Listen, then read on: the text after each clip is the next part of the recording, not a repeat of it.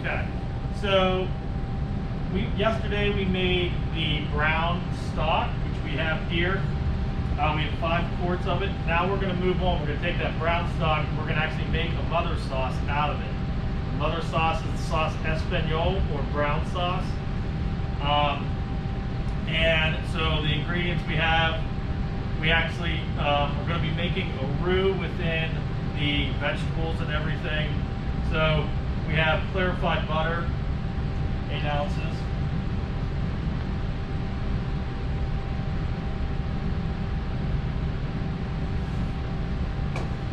All right, and then we're going to saute our mirepoix, which we have here.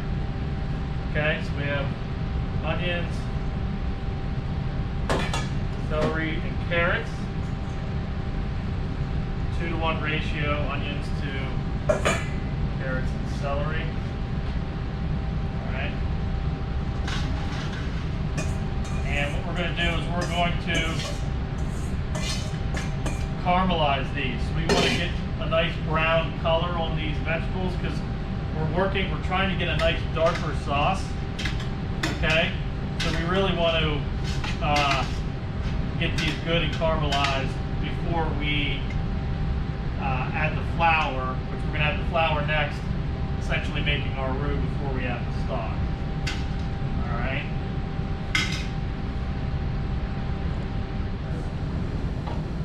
Okay, so if you can see there, if not, you can come a little closer there and just check and see. You should see that the vegetables are nice and caramelized.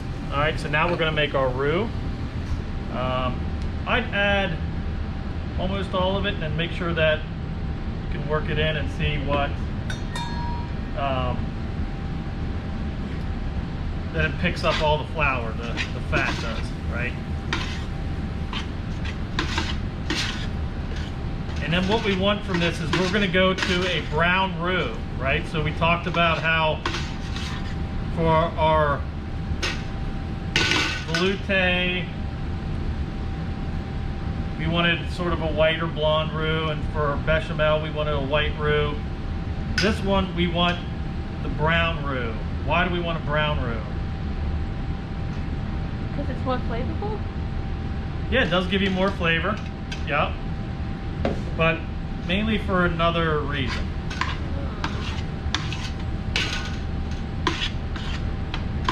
To darken the... Yes, for the color, right. So you want to darken, you want a nice dark, rich, brown looking sauce. So if you, right now you notice like the brown stock, it's kind of like a light tan. If we can get this roux to be a little darker, it's going to add to that dark, richer color, right?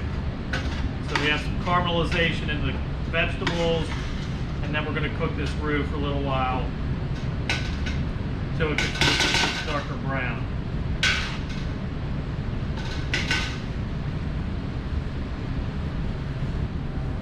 Okay, so we had to cook this down, and it takes a good bit of time. It probably took us 15 minutes to cook this down to a nice brown roux. Now when we cook the roux to this darker color, what does that do to its thickening power? It makes it less. Less, yeah, less. The darker the roux, less thickening power. So we have about a pound of roux plus the vegetables, and we have 5 quarts of beef stock here.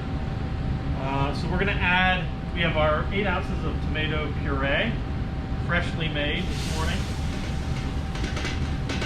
freshly pureed.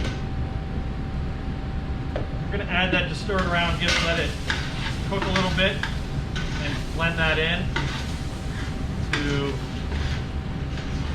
take some of the bitterness of that tomato flavor out of there. Okay, soak that up right away. So then we're going to start adding the stock.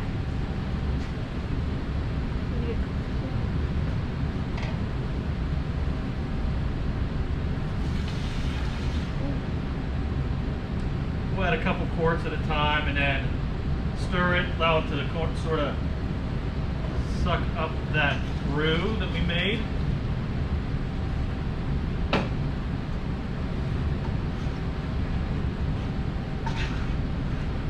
That's going to need to come up to a simmer. Just going to kind of get it worked into where most of the flour, the roux lumps are out of there. You're still going to have the chunks of the vegetables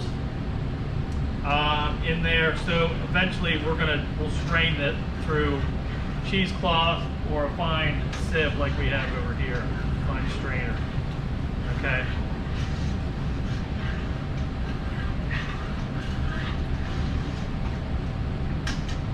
Let that cook a little bit. Add more.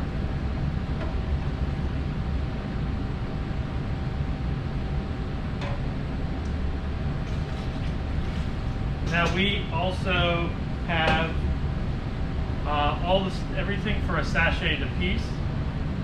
We don't have any cheesecloth here today, so we're just going to throw it in loose, but remember we're going to be straining it, so we'll get all those little bits back out of there, and it'll just take all that flavor. Alright, and then we have a little bit of salt and pepper for now. We'll add a little bit to taste, and then at the end, once it's cooked down, we'll add a little more. This is just some salt and pepper, about a teaspoon each.